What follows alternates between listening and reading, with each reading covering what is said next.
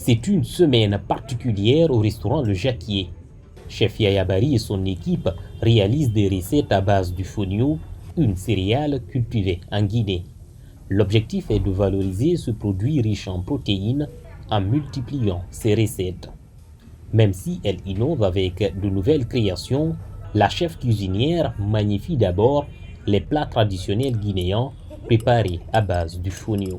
Fonio sauce tomate avec poulet bicyclette, fonio sauce mafé avec des boulettes de viande, fonio avec des boulettes de poisson.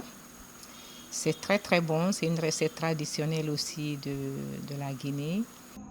Chef Yaya a appris l'art de cuisiner en France avant de rentrer s'installer en Guinée en 2013. Elle propose des mets modernes et traditionnels, une forme de révolution. J'ai proposé par exemple une entrée que moi-même j'ai créée qui s'appelle salade de fonio à l'ananas, tout court. Et puis on a fait sauté de fonio aux légumes et aux gambas, fonio aux 5 épices avec des gambas aussi, calamars. Je propose des entremets à base de fonio, du fromage blanc et puis du fonio, un gâteau au fonio, un gâteau genre gâteau d'anniversaire. Pendant une semaine, le restaurant Le Jacquier a accueilli un événement dénommé la Semaine du Fonio, une occasion pour l'artiste culinaire d'exprimer son talent de chef, un talent que des clients africains et occidentaux apprécient diversement. Le plat que j'ai dégusté aujourd'hui, c'est le plat du jour, fonio thermé aux épices, que j'ai trouvé pas mal parce qu'il est très diversifié. Ça n'a pas un aspect commun, parce que nous avons l'habitude de déguster le fonio sous la forme traditionnelle avec des sauces locales, sauce gombo, sauce d'arachide, etc. Oui, j'ai dégoûté et j'ai bien aimé le dégoûter avec le goût africain. Moi, j'ai apprécié beaucoup. Ça se voit que c'est un plat qui est bien travaillé au début. C'est bien présenté.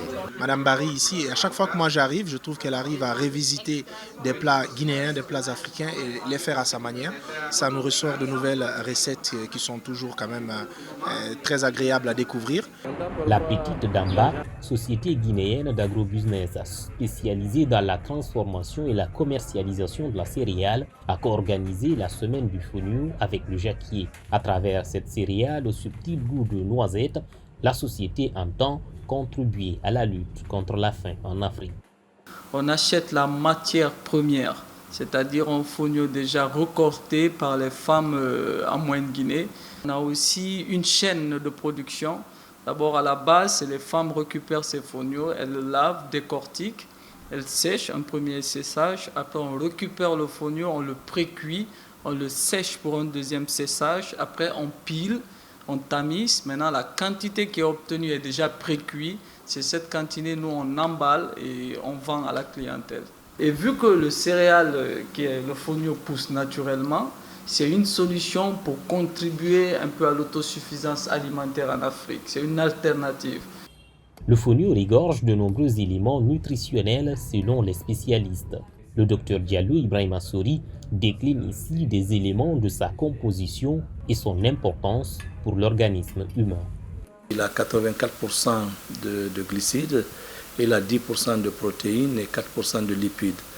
Et une autre particularité du fonio, c'est dans sa composition, il contient des fibres. Ces fibres facilitent la digestion et celui qui consomme le fonio aura peu ou pas de constipation.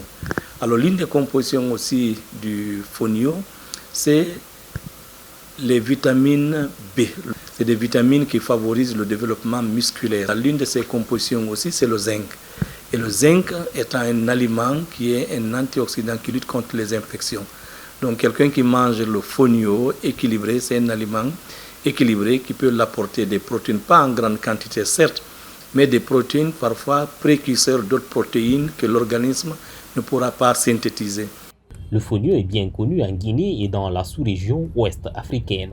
Mais contrairement au riz, considéré comme l'aliment de base dans le pays, il manque de promotion suffisante dans sa culture et dans sa consommation.